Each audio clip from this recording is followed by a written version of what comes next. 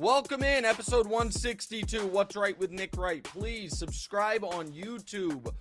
Click the like button, do all of that as we continue to try to climb up the YouTube charts. Also, Apple, Spotify, wherever you listen to your podcast, subscribe there as well. Today's episode is brought to you by Starbucks, ready-to-drink coffee. Tune in to the moments that matter with the uplifting boost of Starbucks Mocha Frappuccino chilled coffee drink, available now online or wherever you buy your groceries. As I take a quick sip, we have a special surprise for you today. We will unveil that surprise in a moment, not quite yet, but before we do that, I must tell you what missed the cut on today's show. Here's what did not make the cut for today's show. Kyrie doing wide receiver drills. I can't wait for the tweet saying, Kyrie is the most skilled football player of all time as well. Also, Cleveland defensive coordinator Jim Schwartz says, we will lead the league in badassery. That is not an advanced metric. And Big Papi drops a $100,000 necklace in a sewer. I am being told it was then recovered by hotel staff. That is good. That would be devastating. So, longtime viewers of this show know it initially was me and my oldest, DeMonze. When DeMonze moved to LA, he took a temporary leave of absence for the show and was replaced by my middle child, Diora, who has done a wonderful job. Diora has since graduated from high school and will be joining us throughout the summer until she goes off to college in California. However, we have had two other guests on the show, guest co-hosts. One was Lil Wayne, and the other was my youngest, Deanna, who did this once right around a year ago this week, because it was right around her brother's birthday, which is coming up. Well, today, Diora was otherwise occupied. I did not want to do the show by myself. Deanna said, you know what, Dad? I'll fill in. So, Anna Bear, good to see you, my love. What are we starting with today? Okay. Right after our last show, the Warriors traded Jordan Poole for Chris Paul. Yep.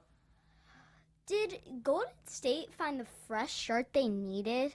Or did they just trade their best young player for another guy Draymond does not get along with? Well, I think both are true. So, listen. They had to get off Jordan Poole. And it's not just because he was unplayable in the postseason, but it's also because, and Zach Lowe, to his credit, made this point a month ago, and I think it was a very smart one. They are going to ask Draymond Green, I don't know if it's necessarily to take a pay cut, but they don't want to give Draymond Green 4 years, $120 million. Why is that a noteworthy figure? That is the amount of money that Jordan Poole's contract was for. And so you can't ask Draymond Green to take less than... You can't be doing that, Deanna. You can't be. It's too early in the show to be making fun of me. It's distracting. We're doing hardcore sports talk right now. If you're watching on YouTube, she was already mocking me. You can't ask Draymond Green to take less than 4 years, 120 if Jordan Poole's on the team. So Jordan Poole had to be moved. Also, if you listen to Cameron and Mace's show, what they reported that Jordan Poole was saying to Draymond Green doesn't give him license to have punched him, but he hit him with some zingers, including, why is your handle money green if you're broke, and so on and so forth. So that relationship was torched from the beginning. So it is odd that they are bringing in Chris Paul in order to move off Jordan Poole, but Chris Paul obviously has a bit of a tortured relationship with the Warriors. Not just 3 years ago when Draymond went on Stack's show, Steven Jackson's show, and said, I don't like Chris Paul, but as recently as this season when Steph Curry said to Chris Paul, it ain't 2014 anymore. So, why did they do this? Well, there's the basketball reason, and then there's the financial reason. The basketball reason is this Warriors team was not able to function when Steph Curry went to the bench. So now you have one of the best pure point guards of all time. He can fill in those minutes. So that makes sense. The non-basketball reason is a financial reason. They wanted to move off Jordan Poole's money without tying themselves to long-term money. Because if it was purely give us the best team possible for next season, you know who they pretty clearly could have gotten, it would appear? Bradley Beal. Because Bradley Beal went to the Suns for Chris Paul and pick swaps and second rounders. They then traded Chris Paul to the Warriors for Jordan Poole. You could have cut out the middleman there and orchestrated a Jordan Poole Bradley Beal trade. And I understand that Beal maybe wanted the Suns. He had a no trade clause. I get that part of it. But I at least think that would have been plausible. You certainly could have gotten John Collins. There are other guys that were available that I think would have potentially helped the Warriors more. What those guys didn't have was a contract that expires after this year. And with the very onerous new collective bargaining agreement for the super high spending teams, the Warriors needed to get off Jordan Poole's money without adding long-term commitments, but also with keeping this window open at least for right now. What does this mean for Draymond? I think he's going to get a contract extension. I don't buy that he's going to the Kings. I do buy that his agent, Rich Paul, will leverage the fact that the Kings have salary cap space now as a way to drive the price up for the Warriors on Draymond. But it looks like it's going to be around 3 years, around $90 million for Draymond Green as they try to win one more title with the Draymond, Steph, Clay core. Now, last point on this, which is Chris Paul. Everybody thinks Chris Paul is going to be coming off the bench. And I understand why they think that. Because if you have Steph, Clay, Wiggins, Draymond as have to start, you're not going to have Draymond be your biggest guy. So Looney will be the other starter. And then Chris comes off the bench.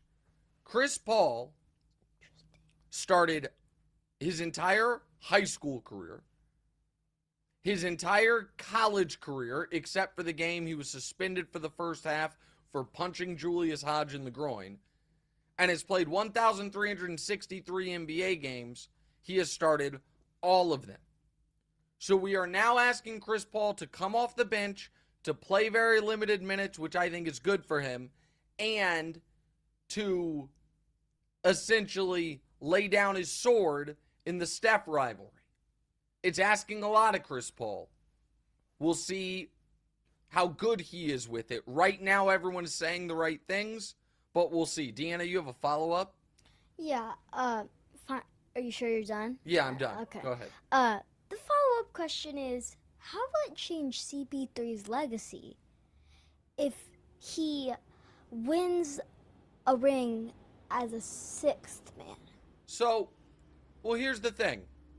It helps it, but it's not, this is complicated. So, like, Jason Kidd, when he won his ring with Dallas, was a starter, but was obviously a lesser player. Gary Payton, when he won his ring with the Heat, was not a starter and was a far lesser player. The best thing for Chris Paul, obviously, would have been if they won that finals against the Bucks. I felt he was the best player on that team. He got MVP votes that year. I thought he was league MVP that year. And this is a different situation. So it is not, I actually don't think it is a massive switch the way, Jokic going from a guy without a ring to winning the ring did, obviously. Even trying to think of another example of someone who late in their, this would be more noteworthy than Dwight's ring that he won with the Lakers, but it would not be I don't know how to put this. This is going to sound petty, but it would not be the exact way Chris wanted to win a ring. But listen, 2 years ago, Chris Paul led the league in assists. Last year, he was top 5 in assists. He still is clearly, when on the court, a very good player. The reason I think this could be good for him is it gives him such a better chance to be healthy in the postseason because his minutes are going to be so down in the regular season. That is assuming he's good with that role. But it is a risky move by Golden State, but it is one that cleans up their books considerably and that admits the Jordan Poole Draymond thing that Warrior fans were so annoyed with me last year because I kept harping on the fact that broke the team before the season even started. It is them admitting, yeah, it was not a tenable situation. All right, next, Deanna. What? We're on Damian Lillard. Go ahead. Yep. Okay, go ahead. You say Dame is getting traded to Miami in the next few days. Yeah. Would a Dame-Jimmy duo be enough to win a title? So, I think it absolutely would. Also, it should be noted that last night, it was reported that Joe Cronin, or it wasn't reported, Joe Cronin said, after a meeting with Dame, our goal is, to build a championship team around him. That's not possible. If Joe Cronin truly believes that, then he's not equipped for the job. I happen to believe he is just saying that and that they are still going to trade Damian Lillard. These are diametrically opposed things. Keeping Damian Lillard at this point with the lack of cap flexibility and with the age of their other potential future stars, they can't build a champion with 33-year-old Damian Lillard with 4 years, $213 million left on his deal.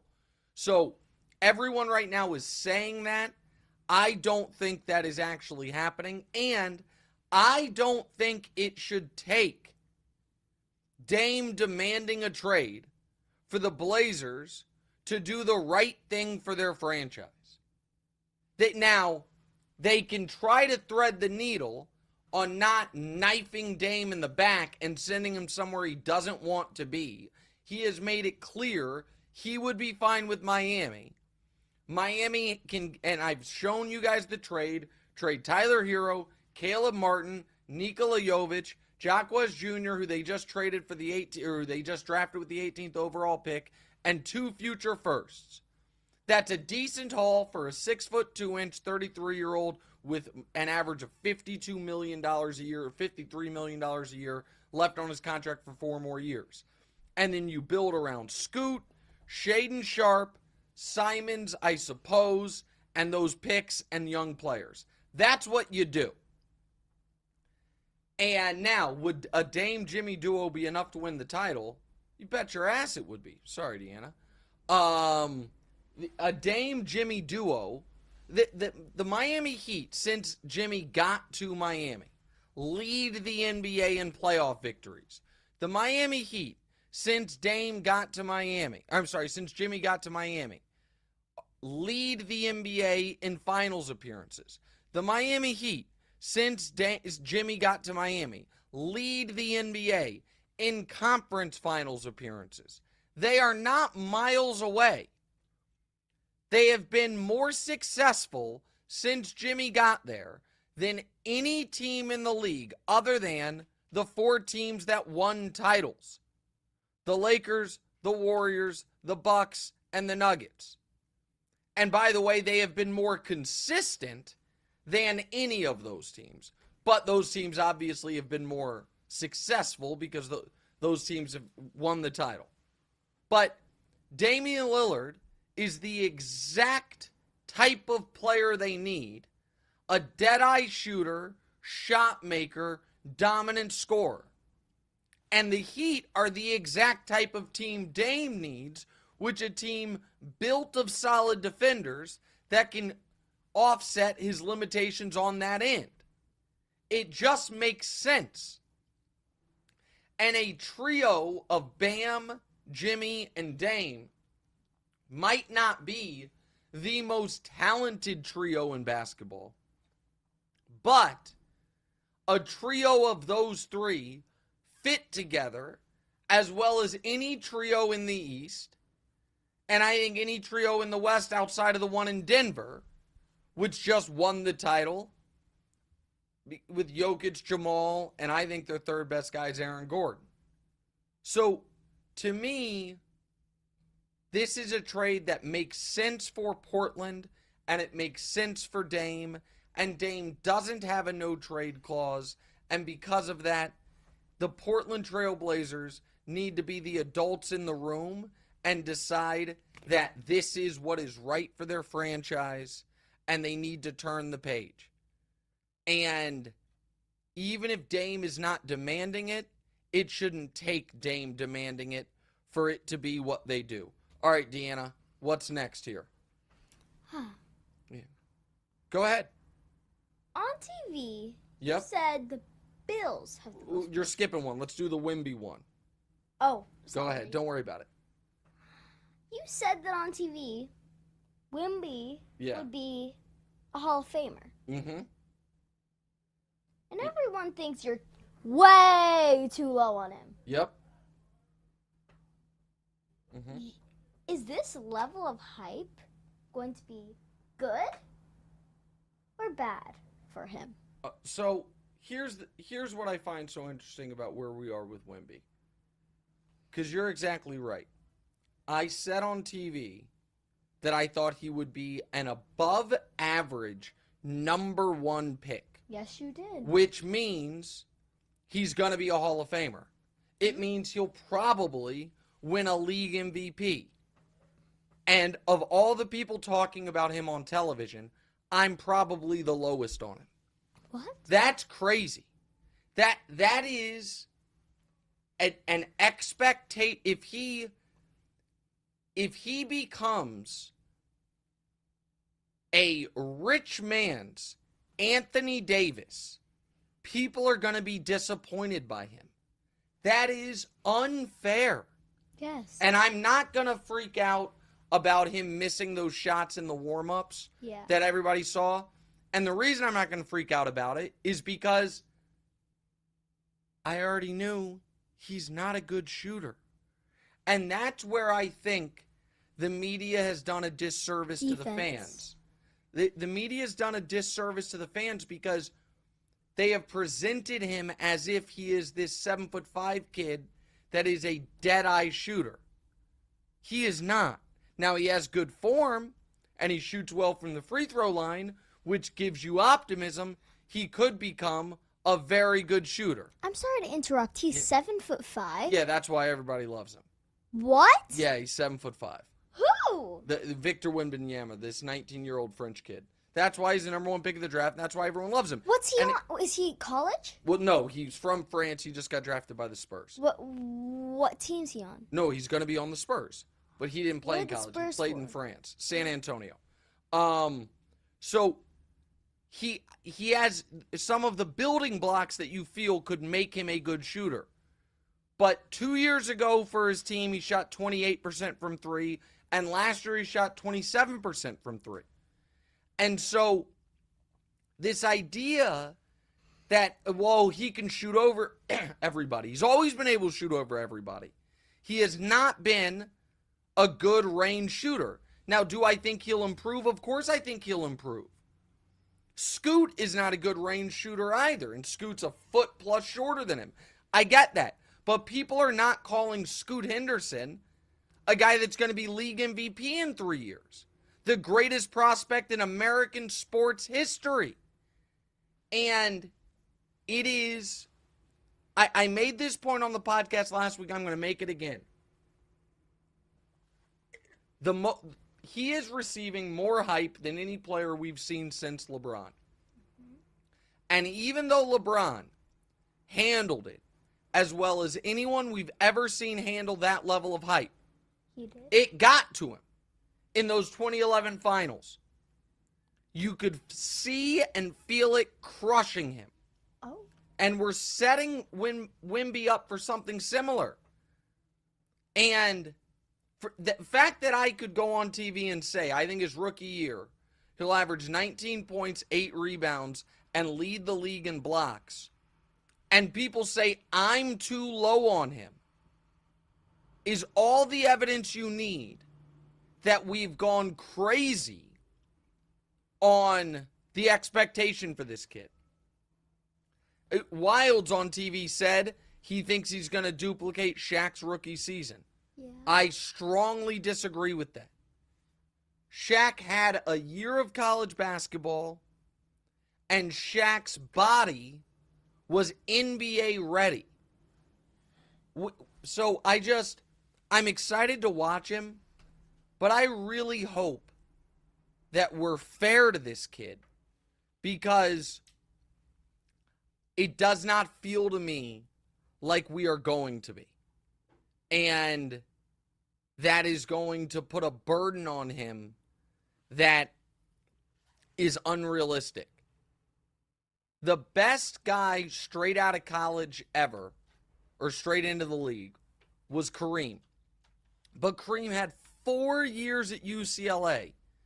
Duncan would be next, probably. He had 4 years at Wake Forest. Shaq and LeBron would be, Bird and Magic obviously as well, but Bird had 4 years at college. Magic only had 1, so I guess maybe that's the hope. But Magic had an NBA body. And I know that Wemby has, he's going to be the tallest player in the league. And I think defensively he will instantly be dominant. I do believe that. But offensively he's a work in progress, and I think people need to prepare themselves for it. All right, last, Deanna, go ahead. We're on the AFC East. Go ahead. I know what we're on. Okay, well, last time you didn't. You started this one and you did the Wemby thing. Something keeps popping up on my iPad that says undo trash, so leave me alone. Okay, sorry. Go ahead. On TV, you said the Bills have the most pressure on them this year. Yeah. Broussard said it was the Jets. Yep. Which AFC East team is most likely to be playing for a championship? And which one is most likely to be looking for a new quarterback? Don't take a long time this time, because each response has been taking about 7 minutes. Okay, you're right. I mean, we are now in overtime. So I do not feel like there is overwhelming pressure on the Jets to not be a disaster. But if the Jets go 12-5, win the division, and lose in the AFC Championship game, it is the second most successful season in the history of their franchise. It's a great year. Oh. If the Bills do that exact thing, it's a disappointment. And so there is inherently more pressure on Buffalo than anyone. There is real concern that the Bills missed their window. And now that window can reopen at some point. But that their best chance to win was the 2020 or 2021 seasons. And in 2020, the Chiefs dog-walked them in the AFC title game. In 2021, they blew a lead to the Chiefs in round 2. And then last year, they were the most hyped non-Super Bowl defending Super Bowl champion I've ever seen. And they got blown out in a round 2 home playoff game. After almost losing to a third-string quarterback in Miami. And so, there's the whole Diggs-Allen drama. And the fact that Sean McDermott is going to be head coach and defensive coordinator this year. There's a lot riding on this season in Buffalo. And so, if I were to talk about the teams under the most pressure to improve on where they were last year, yes, the Jets are under massive pressure to improve. But to win a championship, I think there is no one under more pressure than Buffalo. What are you doing, Deanna? What are you doing? Talk. Oh, you're saying I went too long? All right, take a quick break, come back, play a game. What's right?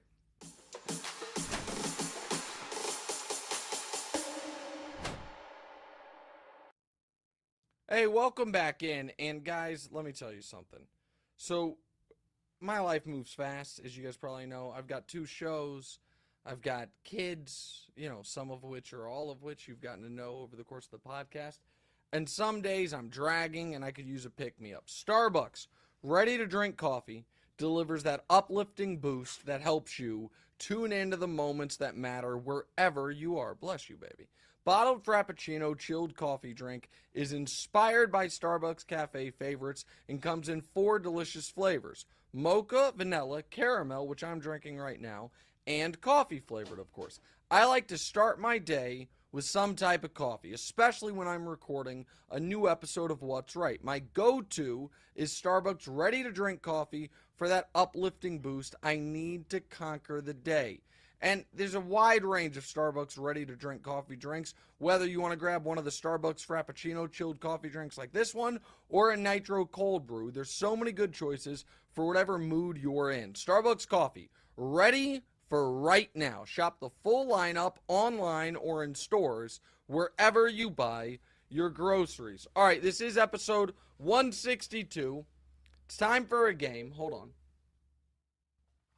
But I should remind you guys can, in the chat on YouTube, write in questions or comments for our C block, or our segment after this. I or Deanna will answer the questions. You can ask questions for Deanna that I will ask her. You can ask her questions if you'd like, or you can keep it just to sports and ask me stuff. Deanna, how do you think you did that first segment?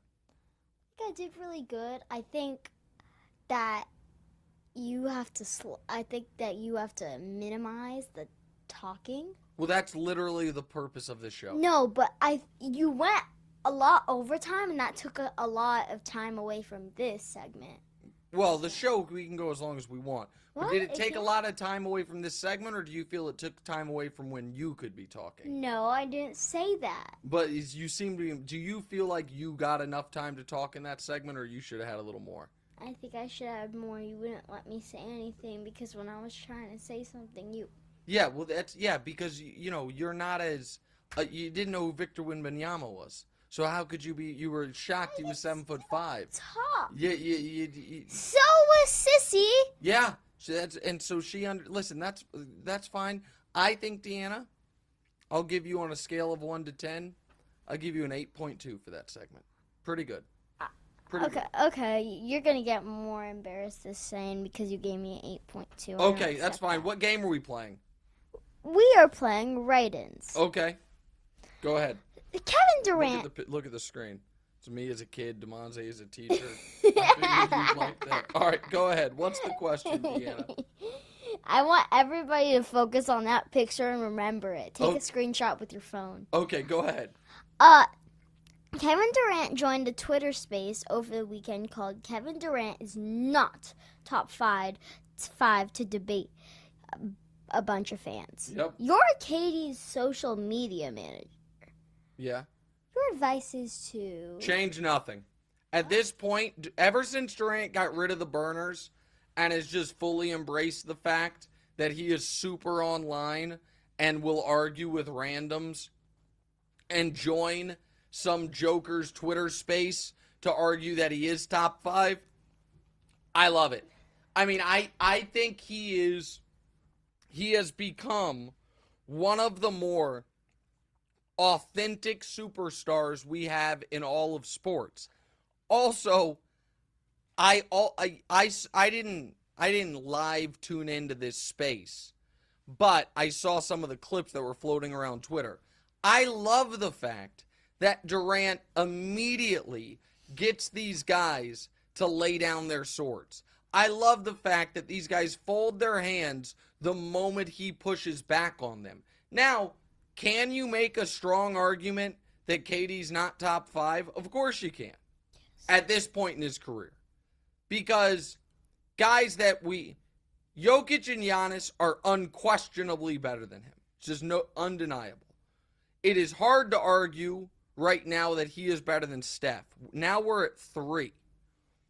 And then there is the tricky question of, is he even better than Devin Booker? I think so. That's his teammate. Others would say no. Is he better than LeBron? I don't think so. And you can be like, LeBron's hurt all the time. LeBron plays more than Durant. Is he better than Luka? That's at least an argument.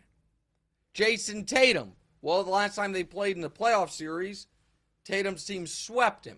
So, listen, do I think Durant's, and I didn't even mention Embiid, because Embiid right now, despite winning MVP, stock is, taking a massive hit because of the playoffs.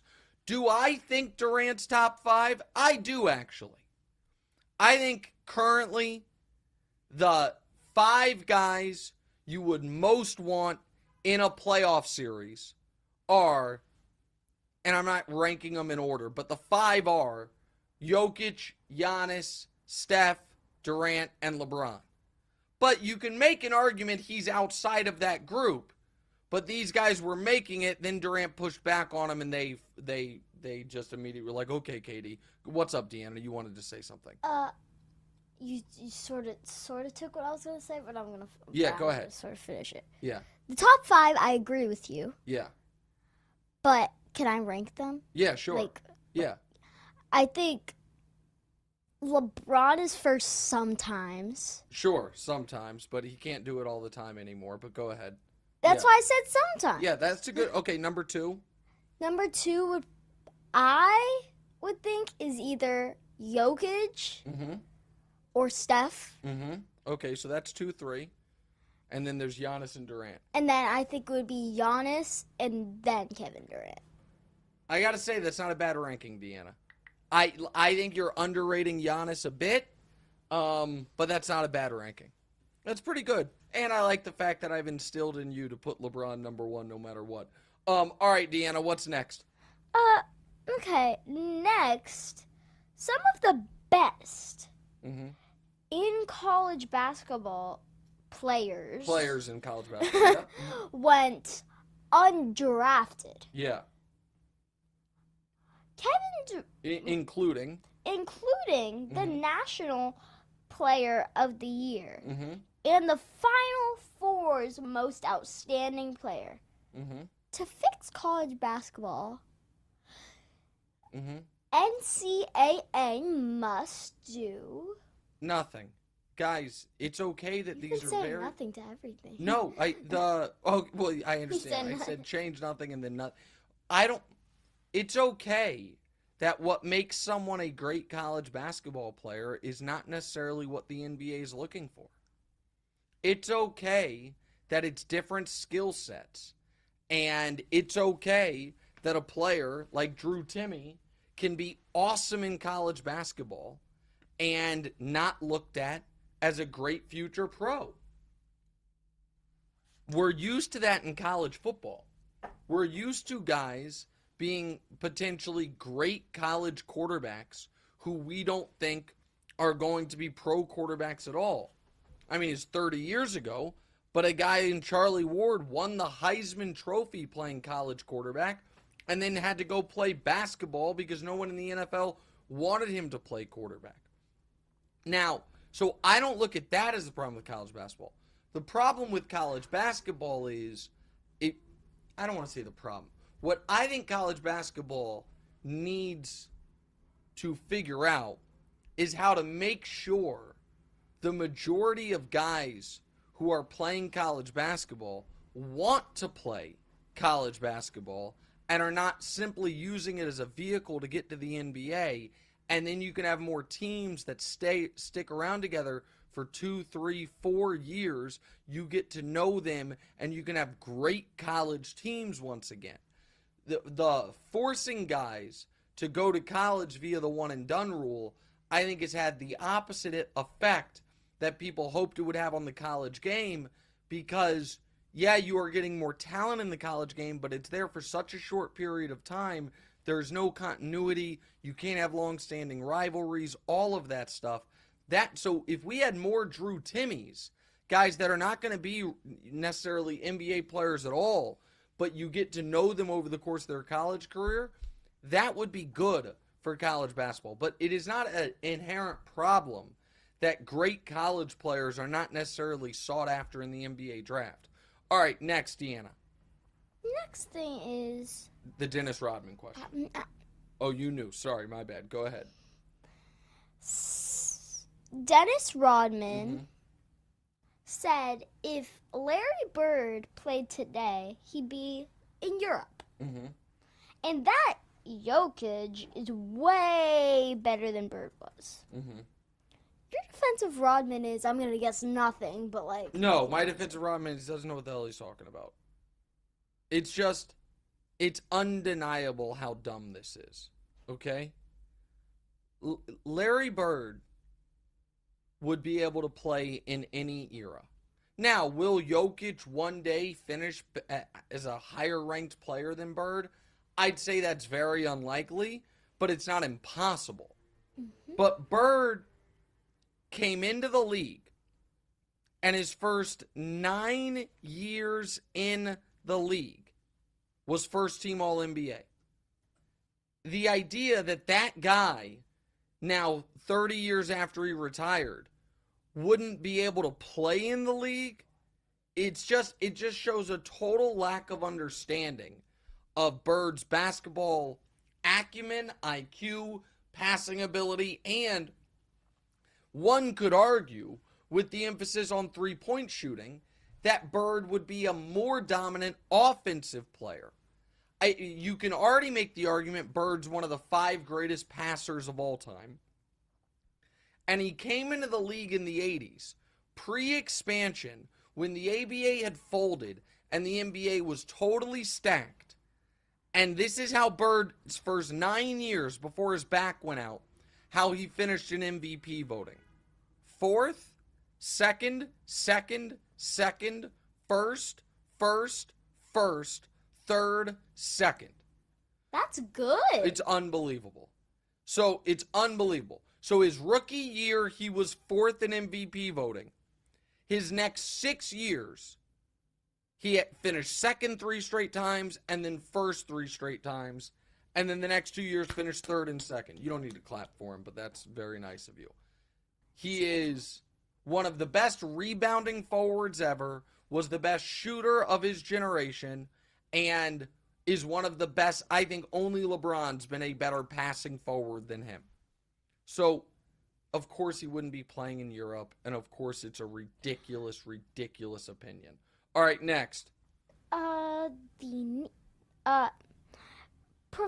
Producer. How do you know my script? I know everything about this show. I'm running the whole thing. Go ahead. Producer Daniel appeared on air last week.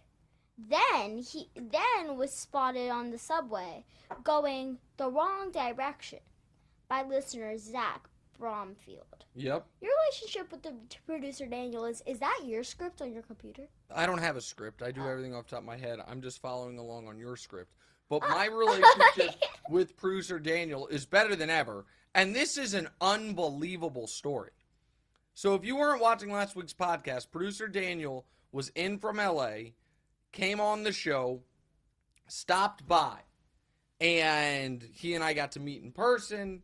I don't know if I did or didn't apologize for my mean comments about him on the air during the NBA Finals and Western Conference Finals, but I think he and I repaired our relationship. He then was on the subway, and Zach Bromfield, a listener or viewer of the show, I don't think he had seen him because the email Zach sent, I'm going to read you guys the email Zach sent to us because it's pretty unbelievable. Let me find it real quick. Where is our group chat? There it is. So the email Zach sent reads as following. While I was taking the subway home from work last Thursday, I spotted a Nikola Jokic sweatshirt on my subway car. Okay, so he did watch. I watched your show earlier that day and saw producer Daniel sporting the same sweater. I figured there could be only one person in New York City with that distinctive sweater. I decided to approach him and say hello. Daniel and I discussed the show, his nuggets, and a mutual friend we have. As we're pulling up to the next stop, Dan goes, time to ask the embarrassing question. Is this train going uptown or downtown? I let him know the train was going downtown, and I could see the embarrassment come across his face. We took a quick picture, and I directed him to the other side of the platform where the uptown train was. While producer Daniel can proudly boast about his nuggets, you can tease him about taking the subway in the wrong direction. So thank you for that, Zach.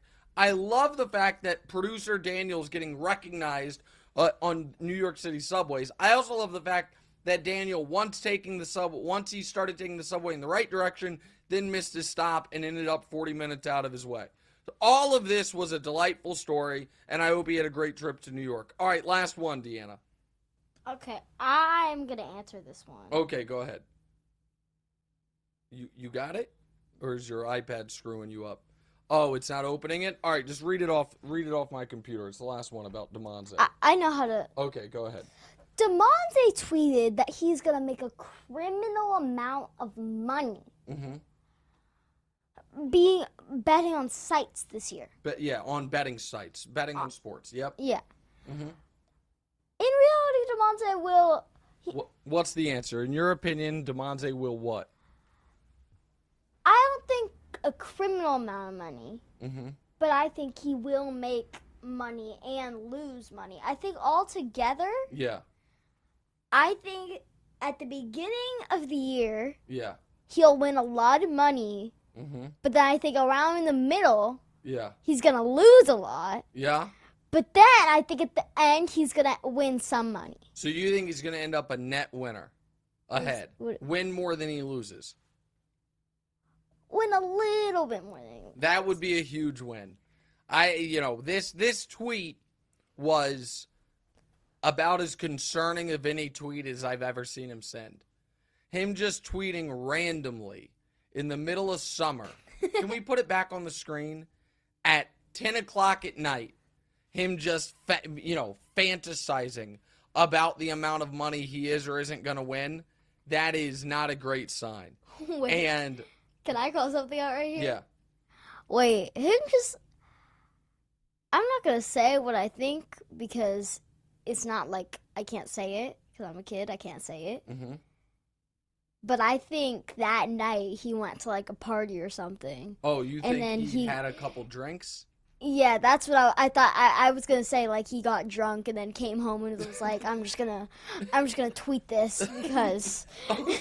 Well, I don't think that's what it was because DeMonze's been really grinding at work in LA, so I don't think he's been partying much. But I think I know my brother. Yeah. I know my brother pretty good.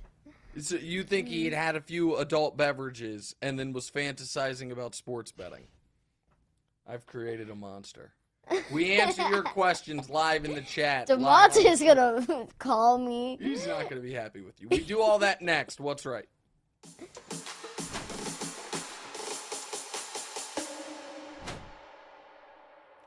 All right, welcome back in. What's Right with Nick Wright, episode 162. My youngest, Deanna, filling in for her big sister, Diora, who has been filling in for the last couple months for her big brother, DeMonze. And by the way, for our producers, if we get more questions or comments during the C block that you guys want to throw in the doc, we've got a little time here so we can maybe answer a few more.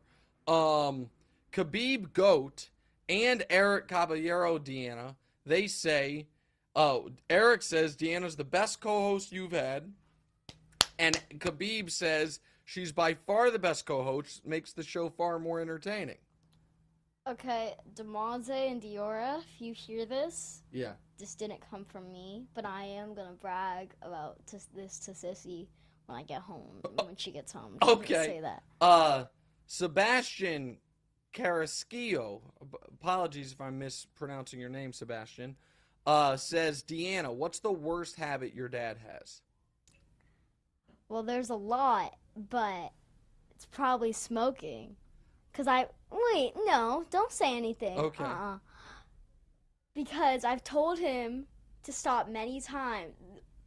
Wait, I have a story. Okay. Once we were I don't know where we were, but it was a vacation. Oh. And, and I woke up, and me and my dad, I think, were the only people on a certain floor. And I caught him smoking. Smoking a Black and Mild. And he said he wouldn't do it anymore. Yeah. And then he pulled me over and said, "Deanna, you better not say this to your sister and your mom." Mm-hmm. And I didn't. Mm-hmm. And I still didn't because they don't watch this. Okay. And so, and then my papa was here, and my dad smoked like 4 that night. That was no, different. no, It was with my dad. We were drinking wine. We were smoking cigars. No, This is how men bond. no, it's not. Not sure it's how men bond, but not with their dad. Well, he's okay. All right, listen, it's a lifelong struggle. I don't smoke nearly as much as I used to. It's on the rare occasion, but that's fair.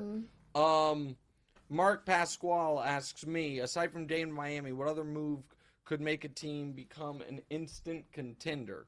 Well, obviously Dame to Philly. I mean, there's a lot of and they're already a contender, but that would up that. As far as teams right now that are not contenders that could become one, I'm not a fan of this player, but I'm interested if Karl Anthony Towns gets moved. I don't believe in Karl Anthony Towns, sorry, but maybe it's a Minnesota problem and not a Towns problem. He's been there a long time. I think Dame is likely the only real needle mover that is likely to be on the move this summer. Joe asks, Deanna, do you think it's cool your dad's on TV? It's cool, but Go closer to the microphone, baby. It's cool, but sometimes very annoying. Why? What's annoying? The cool part is that, like, when we're playing Never Have I Ever, like, once in Roblox, we were playing Never Have I Ever, and then the question was, have you ever met a famous person? And I said, yeah, and my friend was like, who'd you meet? And I said, my dad. Okay. And then, but the part that I really don't like is that every time I'm trying to hang out with him, I don't think, if he's walking in New York, I don't think there's a day where he would go without somebody saying to him, hey, what's up? It's Nick Wright. But that doesn't, that bothers you? Yes, because you take a full selfie with them, and it's like, it's annoying because I just try to say hi and they completely ignore me. Well, that part is rude. But I also think people are trying. Oh, go ahead. Also, Mommy said the other day, when you and Sissy were at the dinner yesterday, that if somebody says, oh, is that Nick Wright? Sissy should say, no, it's not. And that's what I'm going to do next time somebody says that. I'm going to, yes. Gonna say that it's someone else? Yeah, I'm going to say that's a lookalike. Okay. Padrino Q asks me, any advice raising kids who are uniquely different in different stages of their lives? How do you manage your ambition, make time to be present for their ambitions? All right, these are 2 very different questions. The first one is raising kids who are in different stages of their lives. Man, that's really hard. And it is like, listen, parenting is difficult. I can't imagine how difficult it is to have, if you have 3 kids that are in similar ages, because then you're dealing with toddlers at the same time. We have friends, good friends of the family, that own the ice cream shop next door. No, I don't want to say their names. Oh, okay. But they have 3 amazing children, but their age is what? 5, 7, and 10. 5, 7, and 10. And that's really hard because I've been to their house and there's a lot going on. It's just hard. It's just hard having 3 young children at the same time, and then eventually they're gonna have 3 teenagers at the same time. All of that. But the Well, I don't want to. You're fine, baby. No, I wasn't talking about them anymore. Yeah, go ahead. But the problem with having spaced out is that's more years of parenting. Well, there is that, but it's also like your kids just have different needs, and you want to help all of them. Yeah, and so listen, there is no right. I try not to be in the habit of judging anyone's parenting. We're all, or almost all of us, I should say, are just doing our best. There is no handbook for it. Almost. Well, I mean, there's some parents that just don't care. You know what I mean? But the vast majority of us are just doing our best and trying not to screw our kids up. But it's hard. How do you manage your ambition and make time to be present for their ambitions? I struggle with that. Yes, Go ahead, Rock. you do. And it's hard sometimes. That's not just with you, though. It's with Mommy. It's literally with everybody older than me in this house. What? Like, when I say I want to do something with them, I don't want to do that. Like, they get the say on everything, and I get nothing. I don't know you get nothing, but you are the I youngest. get, like, 1%, so yeah. you have the smallest voting share. But it is, listen, that part's hard. And it's like you're weighing it, like I want to provide the best life. I've talked about this on the show before, so I don't have to go at length at it. You want to provide the best life and opportunities and safety and security for your family, but also, it's not like I do my job purely for my family. I do it because I love it and it's my dream, but you also want to balance it with theirs. So that part is, it's very difficult. And there are certain trade-offs, like Deanna was Charlotte in Charlotte's Web. And he couldn't watch it. Yeah, there was only, when she was also Annie in Annie. He had to watch that. Well, that one I wouldn't have missed for anything. That was like the big school play. If you didn't watch that, I wouldn't do it. And you got cast for the lead. Charlotte in Charlotte's Web was your drama class, and they had one performance, and it was 4 o'clock on a weekday. And I guess You still haven't watched that. I have. On on Mommy's phone, I haven't seen Mommy didn't record the whole thing. Right. Well, the school. Let's set that aside. The school hasn't emailed out the full link. I think they forgot to. But that was a choice I made. It was during the NBA finals. Am I going to miss a whole show, or am I going to miss Deanna's thing? And I made that. I think I made the right choice, but it's a hard choice. So that stuff's hard. It's just flatly hard. This is a much easier question. Nick, what's better, bone-in wings or bone-out wings? It's obviously bone-in wings. Like with wings with bones on them? Yeah, it's either like chicken wings or like what I would consider chicken nuggets or chicken tenders or boneless wings. Well, I like the wings with bones on them. Is there any more questions for me? Oh, sorry. Deanna, do you want to follow in your dad's footsteps or do you want to do something else? I said no. What do you want to do? I know, but tell the audience and use your don't go to your baby voice. Use your adult voice. Go ahead. No. So strong no. You don't want to do sports stuff. What do you want to do? No. I want to be an actress. Right, like your sister. Not because of my sister, though. I understand. Maybe. Stop spitting on my dreams. I'm not spitting on your dreams. I support them. I think you're wildly talented. I do think you were inspired as a very, very, very young girl. I didn't even know Sissy wanted to be an actor. You think it just came naturally to you? I think you might be right. You're a very talented performer. You're a very, very... You and Diora are both very talented performers. And I think... listen, you were the youngest person or the second youngest person that was auditioning for any role in Annie, and you got Annie. And then they cast you as Charlotte in Charlotte's Web without an audition. Can I say something about Annie? Sure. Are you gonna regret saying it? No. Okay, go ahead. I also at the point where Annie was going on, it was also my first year at the school. Mm-hmm. Mr. B, you're probably watching this right now. Mm-hmm. I'm okay with you hearing this. Okay. It was a very hard time for me at that point. Yeah. Because not that many people, liked me. Well, you were new. Can I? Yes, go ahead. Sorry. And then when I got it, literally, I was sobbing. I know. I was so happy. And then I came to school that day so happy. I came into my playgroup, everybody started clapping, and I just... What was the Mr. B part of it? It was about my school. And you were saying Mr. B's probably watching, even though he's a Raiders fan. He's probably watching. Deanna, you did wonderfully. I'm very proud of you. You will do it again this summer. This was episode 162. We will be back on. Wait, there's no more questions? No, we're done. The last one is, there's one more comment. Lloyd Robotham says, Deanna is built different. She might be the coolest kid her age. So there you go. That's a nice one to end on. All right, we'll talk to you guys on Thursday. What's right? Hey, it's Nick Wright. Thank you so much for watching. Please do us a favor. Click subscribe. It helps my ego, and DeMonte's got a financial bonus writing on a number of YouTube subscribers, so help him out. And also, click the bell. I don't know what the bell does, but they tell me to tell you to click the bell. And if you're audio listeners, people that have commutes, drives, whatever it is, subscribe to the podcast as well, wherever you get the podcast. Same show, just in your ears instead of through your eyes. All that. Check it out. Appreciate y'all.